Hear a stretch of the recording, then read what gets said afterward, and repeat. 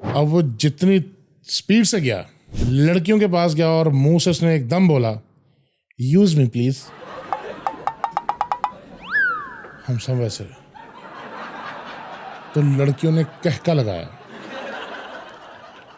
तो यकीन माने कि एक मर्तबा हमारे अंदर से रूह निकल चुकी थी कि अब्बा जी सामने हैं और कज़न बोल रहा है यूज़ मी प्लीज़। मुझे उस दोशीज़ा खातून ब्लैक ने पूछा कि दिस इज़ वेरी टाइट, यानी कि वो बहुत सख्त है, उसके अंदर घुस नहीं रहा मोबाइल। मैंने कहा no no, it will be useless after some time. अस्सलाम वालेकुम नाजरीन, मैं हूं आपका अपना मोहम्मद अली मोटू भाई, और आप मुझे शेख वज़न बिन ज़र्रा के नाम से भी जानते होंगे। दरअसल मैं आपके सामने खड़ा हूं, इस माइक के सामने खड़ा हूं। आपको ये माइक लग रहा होगा, लेकिन जितना ये मेरे करीब है मुझे ये बर्फ़ वाला गोला लग रहा है। अगर इसके ऊपर हल्के से रंग होते और हल्का सा मीठा होता तो मैं कब का इसको चूप गया होता। खैर, इंग्लिश में इसे बर्फ़ वाले गोले को कहते हैं बर्फ़ वाला गोला।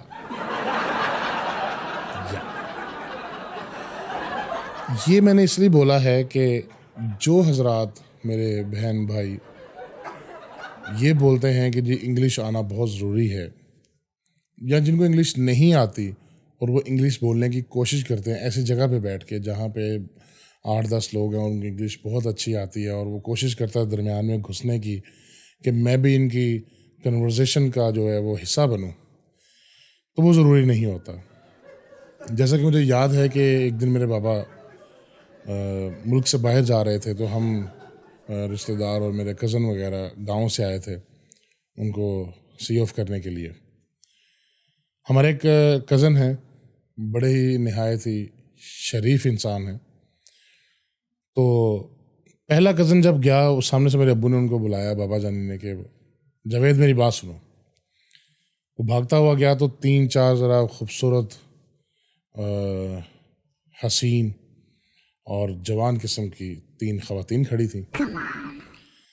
तो वैसे मैंने इतना गौर से देखा नहीं है, लेकिन एक के बाल ब्राउन थे, एक के गोल्डन ब्राउन थे और एक के ब्लैक थे, क्योंकि हमारे हाँ औरतों को घूर के नहीं देखा जाता। और एक ने लेंस लगाए हुए थे, एक की नेल पॉलिश रेड थी। सॉरी, ये बार बार हिल रहा है और ये इस बात की ताकीद कर रहा है कि हम औरतों को घूरते नहीं हैं। लिहाजा जवेद साहब ऐसे गुजर गए, क्योंकि दरमियान में वो तीनों खड़ी थी। तो जवेद साहब ने फौरी तौर पे बोला, क्योंकि जवेद साहब एक पढ़े लिखे इंसान हैं, उन्होंने कहा एक्सक्यूज़ मी प्लीज़। इतना कहा तो लड़कियों ने हल्की सी स्माइल दे के उनको रास्ता दिया और जवेद साहब गुजर गए। अब रऊफ़ साहब जो हैं वो हमारे इतने से हैं, इस माइक से भी नीचे, इतने कद के मालिक हैं। तो उन्होंने कहा यार इतने तो भाई जी इंग्लिश बोलना लड़कियां जड़ियां ने हंस दियां। अब जारी सी बात है, गाँव का सादा बंदा, हम भी गाँव के रहने वाले हैं। उसने कहा वेखो हुण मैं इंग्लिश बोलांगा ना तो मैंने स्माइल दे सन। ओके, अब ये भाईजान जा रहे हैं। अब ज़रा आप माइंड में रखिएगा कि छोटे से कद का बंदा है, ठीक है, और मिनट बाद उसका एक स्टाइल होता था ये वाला, उसे ऐसे अपनी शलवार को पकड़ा होता था ऐसे करके, ठीक है।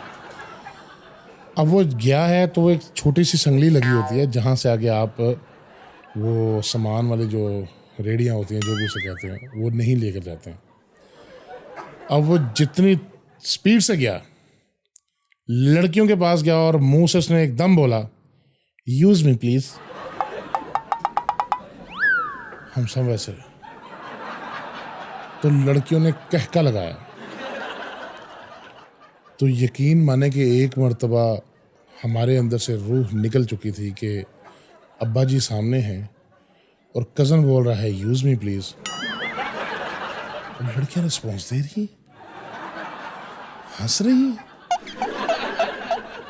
अब उसकी हंसी के अंदर मेरा कज़न इतना खो गया कि संगली के साथ उसका पांव अड़ा। भाईजान गुलाटियां खाते हुए थक से जमीन पर गिरे।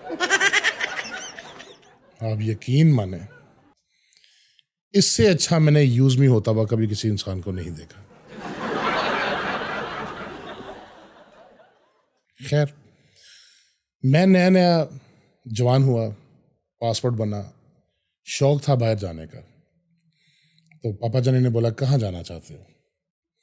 मैंने कहा जी मैं स्वाजीलैंड जाना चाहता हूँ, जहाँ मेरे मामू रहते हैं। उन्होंने कहा ठीक है, मुझे कुछ दिन दो सोचने का, फिर मैं तुम्हें बताता हूँ। मैंने कहा ओके।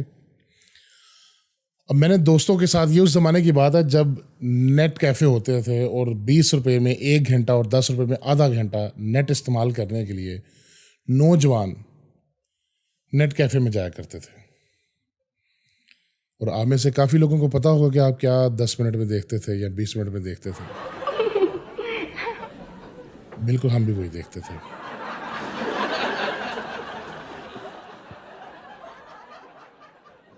लेकिन मेरे दोस्तों ने कहा कि हम तुम्हें दिखाते हैं कि स्वाजीलैंड कैसा है। हम गए, 20 रुपये मैंने पल्ले से दिए।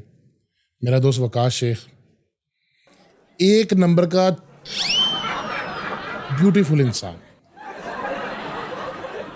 बात वही है जो आपके दिल में है जी। उसने नेट पे लिखा स्विट्जरलैंड। मैंने कहा भाई स्वाजीलैंड, पता है स्वाजीलैंड नाम का कोई मुल्क नहीं है इस दुनिया में, इट्स स्विट्जरलैंड। अब बात वही है कि हम भाई, हमारी फैमिली में औरतों को घूरा नहीं जाता, लेकिन उसमें वो ना सी व्यू था, बीच के ऊपर एक येलो कलर की और एक ना रेड कलर की ना छतरी लगी हुई थी। आप क्या सोच रहे हैं? आप ठीक सोच रहे हैं जी, बिल्कुल। छतरियों के साइज बड़े थे। अब मेरा मुंह देख रहे हैं, इतनी इतनी बड़ी छतरी थी। तो खैर, उसके नीचे नारियल पड़े हुए थे 2। शायद कोई पी के पानी छोड़ के गया हुआ था वहाँ पे। आप गलत समझ रहे हैं मुझे, पता नहीं आप किस तरफ मेरी कहानी को लेके जाना चाहते हैं, लेकिन मैं भी उसी तरफ जा रहा हूँ। खैर, मुझे ने कहा जी Switzerland is a very fantastic country. ये वो वर्ड्स हैं जो आज तक मुझे याद हैं। मैंने अब्बा जी से कहा कि ठीक है, आप मेरा वीज़ा लगवाएं, मैं जाने को तैयार हूँ। वीज़ा लगा और हम यहाँ से रवाना हुए। क्योंकि डायरेक्ट फ्लाइट नहीं जाती, वाया थाईलैंड गए।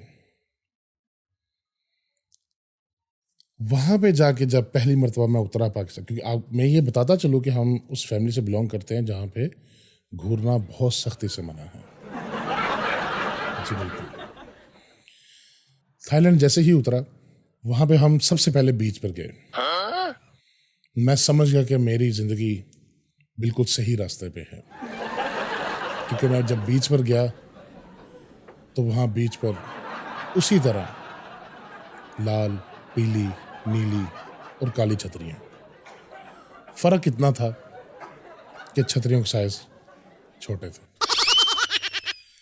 लेकिन नाउम्मीद होना भी गुनाह है, मायूस नहीं होना चाहिए। उम्मीद यही रखी कि वो भी टाइम आएगा कि हम बड़ी छतरी भी देखेंगे। असल में प्राइवेट प्रॉपर्टी होने की वजह से छतरी को हाथ लगाने की इजाज़त नहीं थी। दिल में अरमान थे, वीज़ा लगा, टिकट के पैसे दिए, कम से कम एक छतरी को चेक करना तो बनता है। मैंने वहाँ पे बीच पे खड़े एक बंदे से पूछा, इस छतरी की प्राइस क्या है? उसने कहा 200 bucks। 200 bucks? Yes, with a happy ending। Happy ending यानी कि तुम इसको लेके घूम सकते हो। छतरी वो जो आपको पता है ना कि दिल करता है, जैसे आप आजकल मॉलदीप बड़ा है, लोगों के पास अम्ब्रेला होती है। अम्ब्रेला से मुझे याद आया कि मैं अपने मिशन से हट रहा था। खैर, वहाँ की एक अलग स्टोरी है, किसी दिन आपको सुनाऊंगा थाईलैंड की। अगला वीज़ा लगा साउथ अफ्रीका का और हम निकल लिए फॉर साउथ अफ्रीका के लिए। जैसे ही मैं साउथ अफ्रीका के जोहान्सबर्ग एयरपोर्ट पे उतरा तो हमारे एक बहुत ही मशहूर और दानिश्वर बुजुर्ग की बात याद आई कि एकदम जज्बात बदल गए, हालात बदल गए और फीलिंग्स भी बदल गई। नाजरीन, हर तरफ अंधेरा, सन्नाटा, बंदा न बंदे की जात, काले ही काले, काले ही काले, काले ही काले।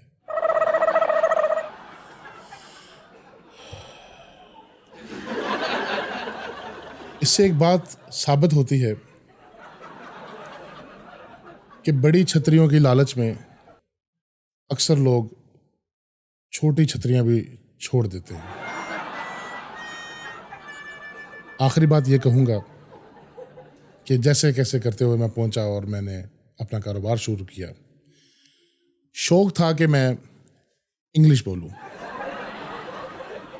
आपको पता कि उस टाइम एक कवर चलते होते थे मोबाइल के, जिसके अंदर वो लेदर के हुआ करते थे, छोटे नोकिया के मोबाइल डालते थे, पीछे से एक पेनी को खींचते थे, मोबाइल ऐसे बाहर आता था जैसे, जी वैसे। मुझे खुशी इस बात की है कि मेरी ऑडियंस भी उसी फैमिली से बिलोंग करती है कि जिनके यहाँ घूरना मना है। मुझे काली ने पूछा, मैं अपने अल्फाज वापस लेता हूं कि रंगों के ऊपर बात करना बुरी बात होती है। मुझे उस दोशीज़ा खातून ब्लैक ने पूछा कि दिस इज वेरी टाइट, यानी कि वो बहुत सख्त है, उसके अंदर घुस नहीं रहा मोबाइल। तो मैंने कहा no no, it will be useless after some time. उसने वो पाउच उठाया और मेरे मुंह पे मारा और वो गई। तो मैंने अपने साथ वाले से पूछा कि मैंने तो इसको यही कहा है कि ये थोड़ी देर बाद यूज होना शुरू करोगी, अंदर बाहर डालोगी मोबाइल, खींचोगी फिर डालोगी, तो ये थोड़ा सा लूज हो जाएगा। तो वो कुछ अपनी उस जुबान में, जो उनकी जुबान है ससवाटी में, कुछ मुझे कोई बात कह के गई और मेरे मुंह पे पाउच मारा। मैंने पूछा कि इसका मतलब क्या है। चलो मैंने तो गलत इंग्लिश बोली। तो उसने कहा कि ये कह के गई है, it will be use the same like your बनाना। क्या? कहती नहीं, मतलब कि आपके नाना यहाँ पे थे, आपके नाना भी यूजलेस हो गए थे बुजुर्ग होने के बाद, काम नहीं था उनके पास, तो वो आपके नाना को जानती थी। तो बस ये बातें हैं।